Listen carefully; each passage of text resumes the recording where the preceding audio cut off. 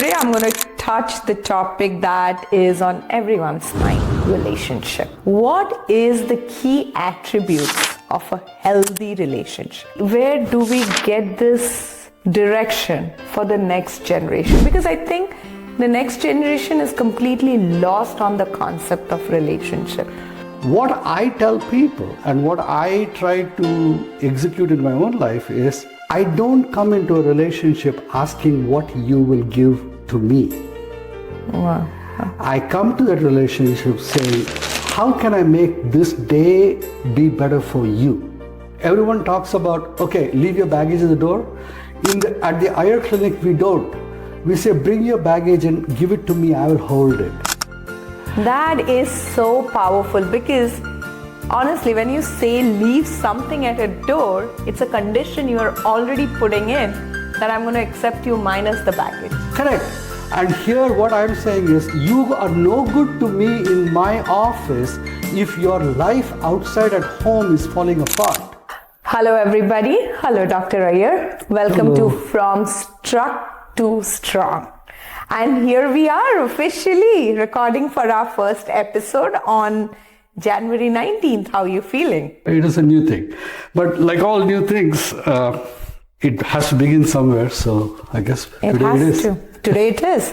And today I'm going to touch the topic that is on everyone's mind, relationship, right? First of all, what is the key attributes of a healthy relationship? I knew that was going to come.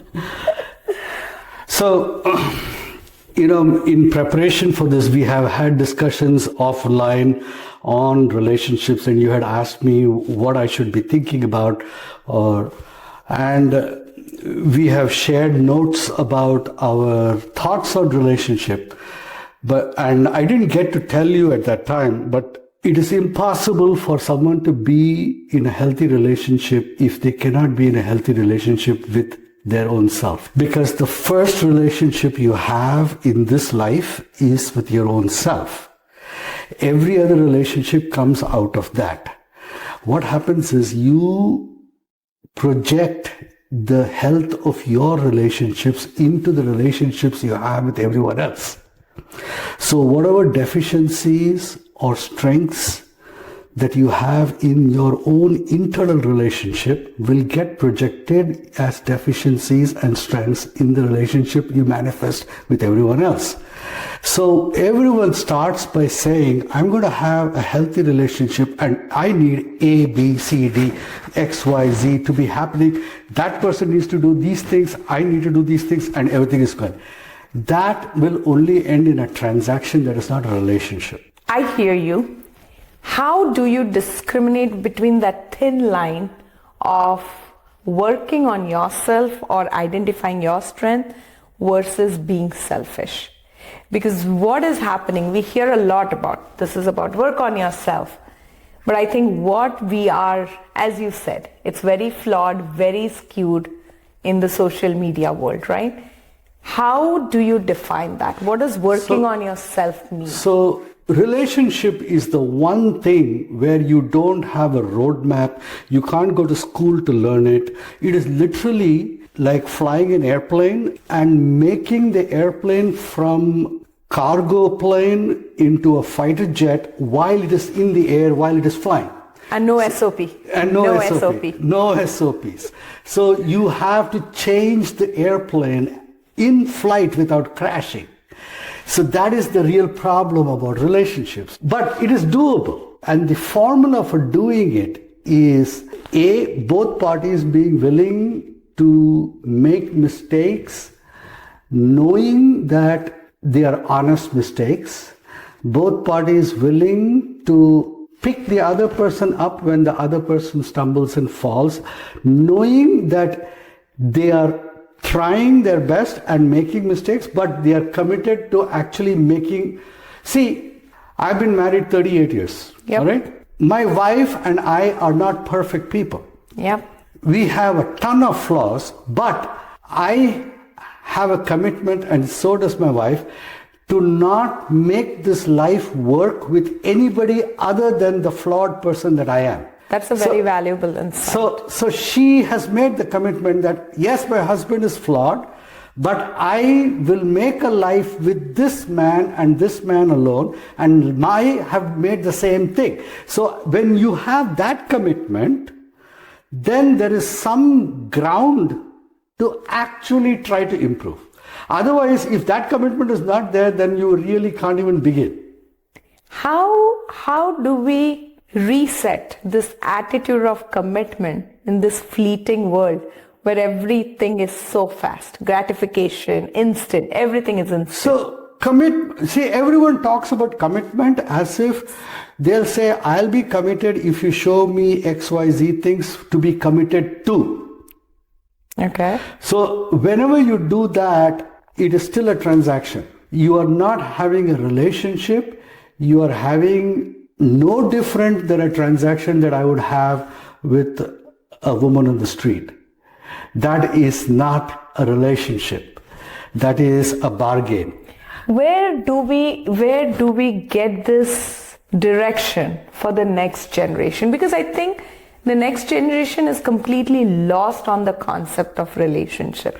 So you see, people approach relationship like, if only this happens, then I will do these things. And so what I tell people and what I try to execute in my own life is, I don't come into a relationship asking what you will give to me.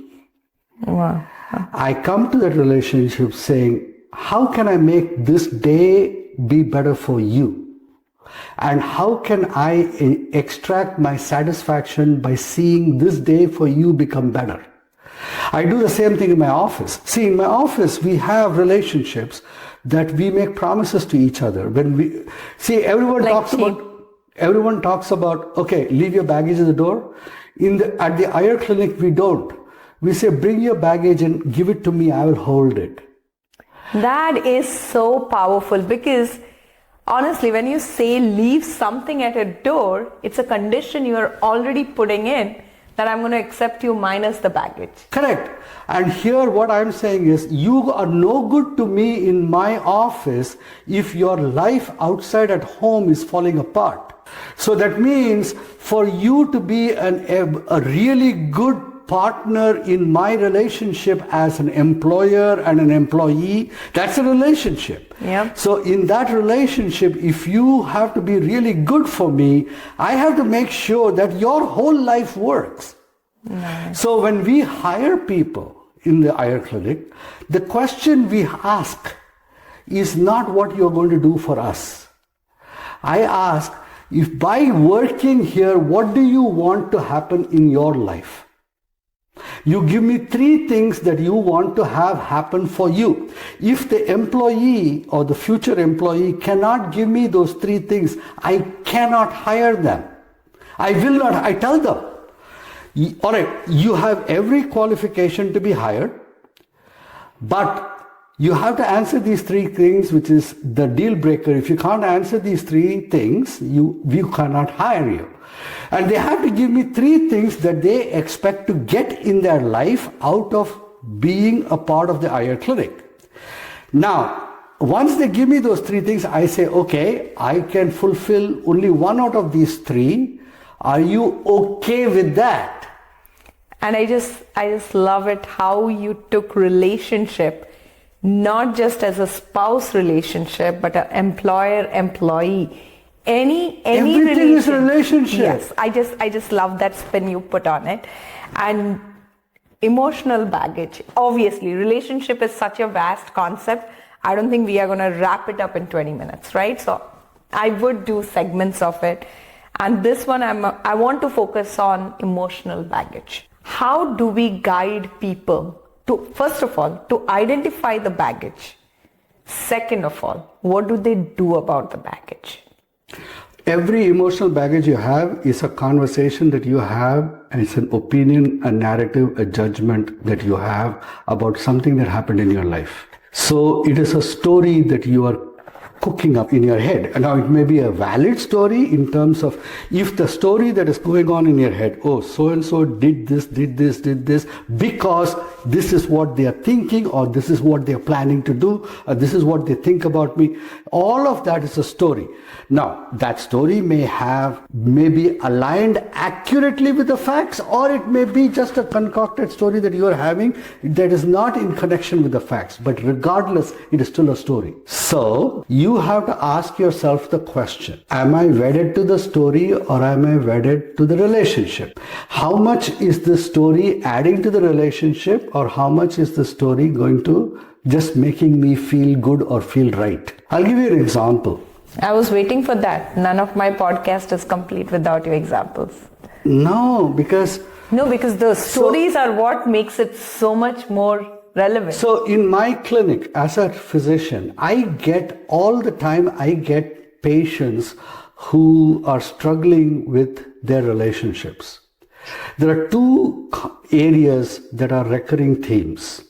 One is infertility. Usually young couples got married in their late 20s, all right, then felt that they didn't have their green card or didn't have their house or did not have enough money, so postponed having kids.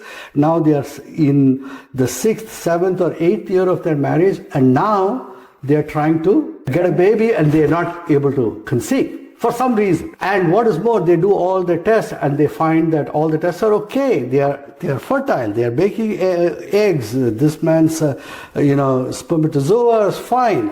Fertility wise, both man and woman, they are both okay, but somehow the magic ain't happening. And what I tell them, the problem is in the story you have in your head. See, for fertility is not just a matter of a physical act and then a sperm hitting an egg and voila, the conception happening.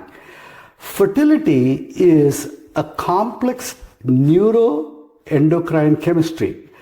There is a bunch of what I call the 4 fairy godmothers. Okay. Oxytocin, serotonin, norepinephrine and dopamine, all 4 have to be in the optimal mix. The fairy godmothers it is. All right? Yep. So the 4 fairy godmothers, they are set into motion that maximally create the endocrine environment for estrogen, progesterone and testosterone to do their job. And the 4 fairy godmothers are maximally released when there is wonder, surprise, and a kind of excitement.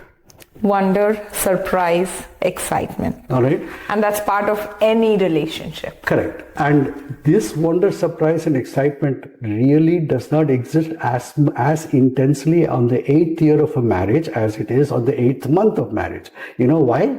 Because each person knows everything they have to know about the other person. So when you are first get married or when you're first in a relationship, everything about your partner is wonderful, new, a surprise.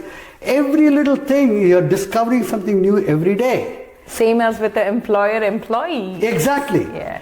So now what happens is by year 8, when your partner's eyebrow goes in that way or they breathe in a particular way, you know exactly what they're thinking. What's because coming? That's the emotional baggage. That's the story. So then in bed, I tell them, when you are intimate, you each are only embracing your mental story of the other person. And if I draw parallels, it's the same thing when you are in a company and performance appraisal comes. And you are only evaluating and reacting to your mental baggage about that person. Now, and I'm not going to get a promotion. I tell them that your mental story about your spouse is the ghost in your bedroom.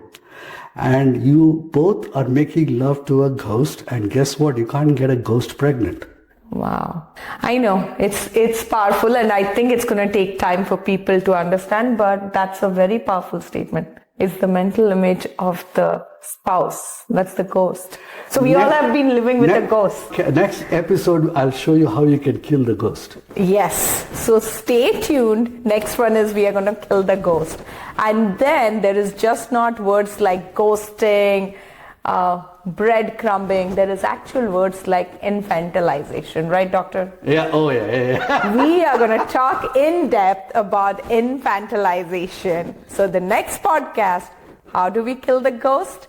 And all about infantilization. Thank you, Dr. Iyer. Thank you. For all your valuable insights. And thanks for tuning in. Ta-ta! Stuck too strong. From Stuck to Strong with Serenity with Soumya and Dr. Iyer from IR Focal Point. Thank you very much.